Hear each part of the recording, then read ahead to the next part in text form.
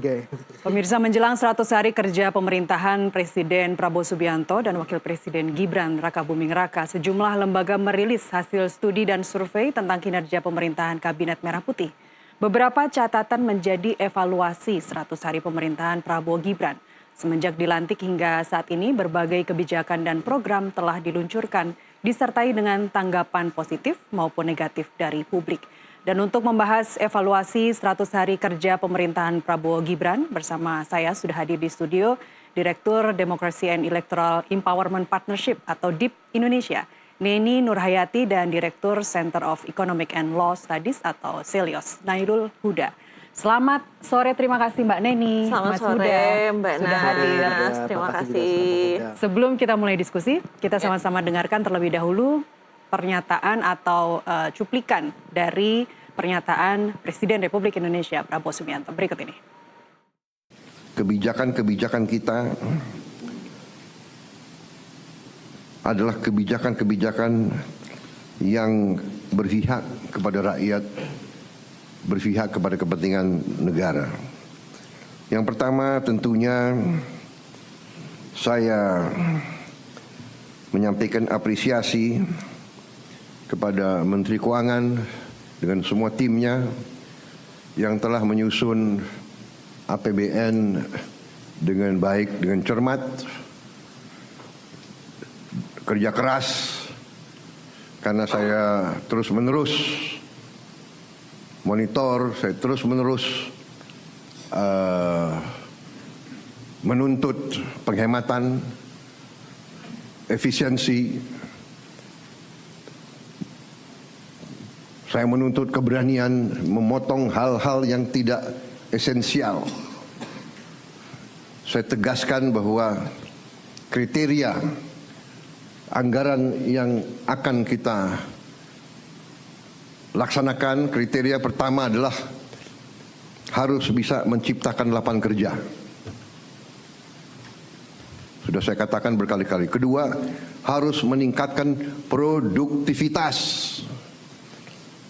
Produktivitas ini harus bisa diukur dengan kuantifikasi. Berapa devisa yang dihasilkan? Berapa devisa yang dihemat?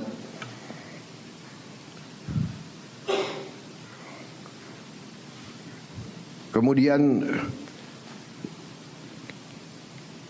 kriteria selanjutnya adalah harus mengarah kepada swasembada pangan dan swasembada energi. Kita harus mampu memberi makan kepada seluruh rakyat Indonesia. Dan pemirsa, berikut ini hasil survei tingkat kepuasan dan keyakinan terhadap pemerintah berdasarkan survei Litbang Kompas. Hasilnya pemirsa kita bisa sama-sama saksikan.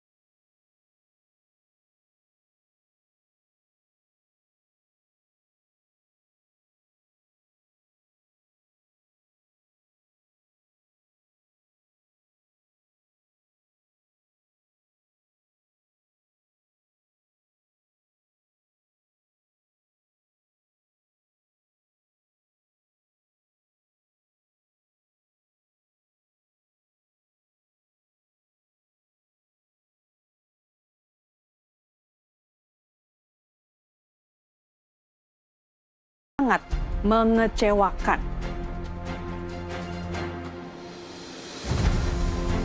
Saya mau langsung ke Mas Huda deh, 5 dari 10.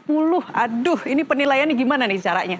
Ya, kita memang melakukan, ini disclaimer ya, ini bukan survei tapi kita melakukan untuk pendalaman dengan expert view. Oke. Kita melakukan pengambilan data dari 93 untuk responden yang dia berasal dari jurnalis. Oke. Memang sehari-hari meliput pemerintahan. Kita terbagi beberapa sektor, gitu kan, ekonomi, sosial dan sebagainya. Yang kita hitung ternyata memang dari seluruhan memberikan nilai 5 untuk Prabowo dan juga 3 untuk Gibran. Karena kita menurut yang surveinya ya, menurut jajak pendapat yang kita lakukan itu memang masih ada beberapa PR dan itu jadi masukan juga sebenarnya. Kita di sini tidak mau membela survei kita ataupun menjatuhkan survei orang lain. Karena pada dasarnya survei Litbang Kompas itu pun pasti mempunyai satu dasar metodologi yang bagus. Dan sebagainya kita juga mempunyai metodologi yang kuat gitu kan. Dan kita melihat sebenarnya kepuasan yang ditujukan oleh Kompas maupun kritik yang ditujukan dari kita itu merupakan satu ya dorongan, satu masukan bagi pemerintahan untuk bisa lebih baik ke depannya. Kita melihatnya seperti itu. Jadi ini basisnya adalah pure expert judgment, expert view, dan kualitatif berarti ya? Nggak pakai angka.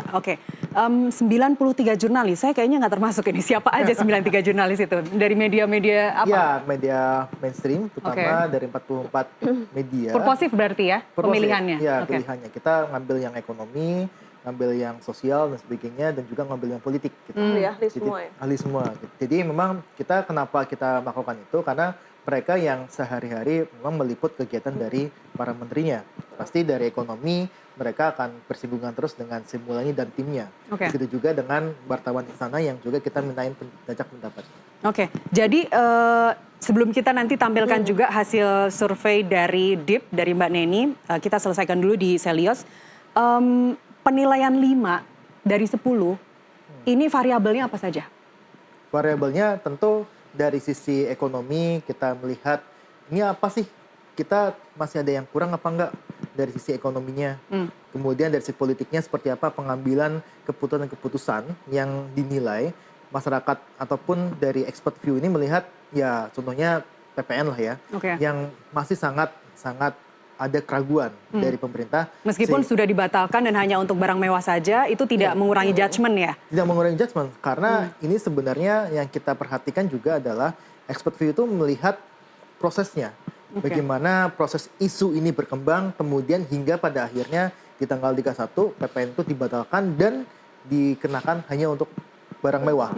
Tapi segala prosesnya itu kita sebagai judgement dari expertnya gitu. Karena kita memilih jurnalis yang pasti mereka nggak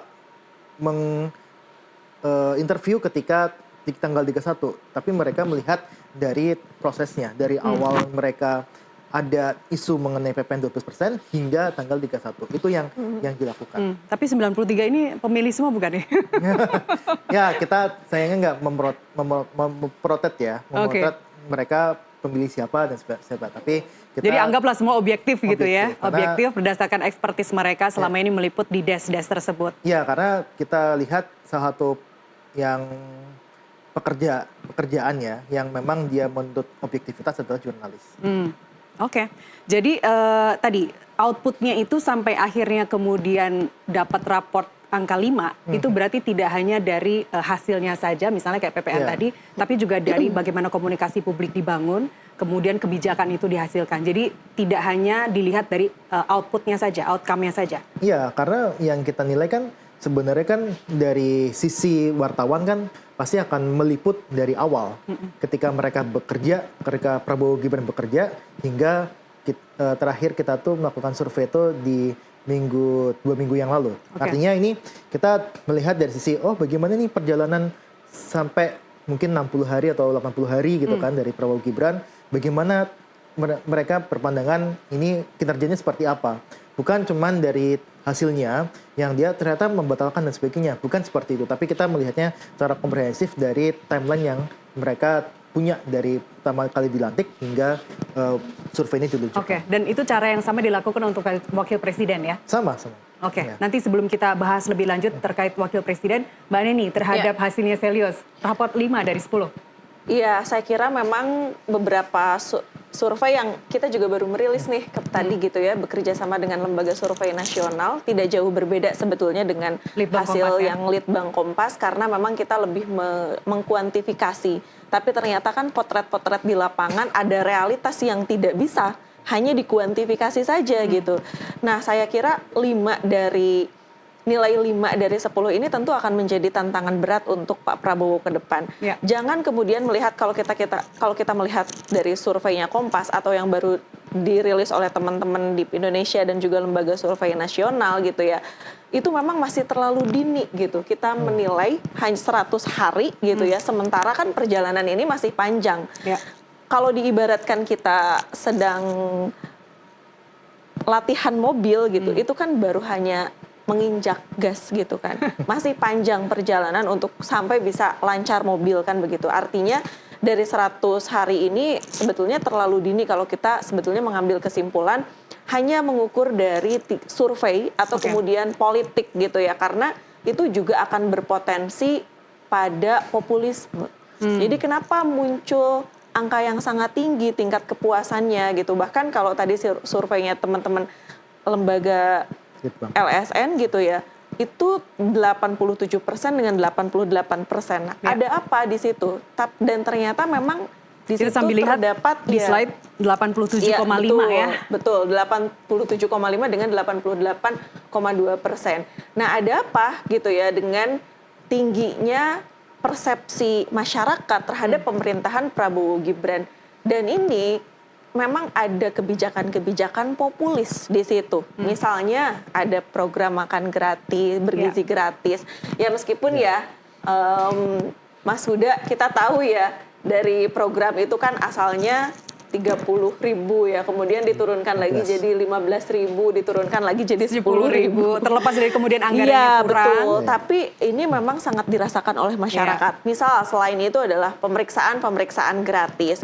Nah, tapi ada hal yang menarik nih yang dilakukan oleh Mendikdasmen, di mana menurut saya ini bukan program populis ya. 7 kebiasaan anak Indonesia hebat, bangun pagi, beribadah, makan, berolahraga. Tetapi saya melihat, nah ini ternyata kalau menterinya itu berasal dari profesional gitu ya, yang dia punya kapasitas, punya kapabilitas, ini dianggap oleh masyarakat punya inovasi, punya terobosan, punya progresivitas gitu ya. Sehingga ini bisa memberikan penanaman karakter kepada anak. Kalau kemudian hari ini kita selalu berbicara politik kita jauh dari etika, moralitas, dan keadaban, 7 kebiasaan anak Indonesia hebat ini menjadi cikal bakal bagaimana mereka membentuk karakter-karakter para siswa. Nah ini menurut saya menarik gitu ya, karena tapi jadi inline nggak sama penilaian favorit menterinya? Iya betul, ini kita menilainya program kementerian, bukan menterinya, bukan personnya. Meskipun memang itu juga tidak, itu adalah juga bentuk dari bagaimana progresivitas menterinya gitu ya. Nah ini adalah kinerja kementerian paling memuaskan, seperti tadi sebetulnya sangat berkaitan erat gitu ya dengan di programnya gitu. Dan ini sebetulnya tidak jauh berbeda juga ya dengan Kementerian apa yang disampaikan ya? oleh karena masyarakat sangat puas dengan adanya pemeriksaan kesehatan gratis gitu, yang menurut mereka ya ini nggak perlu bayar gitu. Lalu kemudian Kementerian Agama, ada Kementerian Komunikasi dan Digital. Kementerian Agama ini saya setuju karena ada penurunan ongkos biaya haji. Iya. Itu bagian-bagian dari populis tadi. Sangat dirasakan berarti oleh Mbak Nas.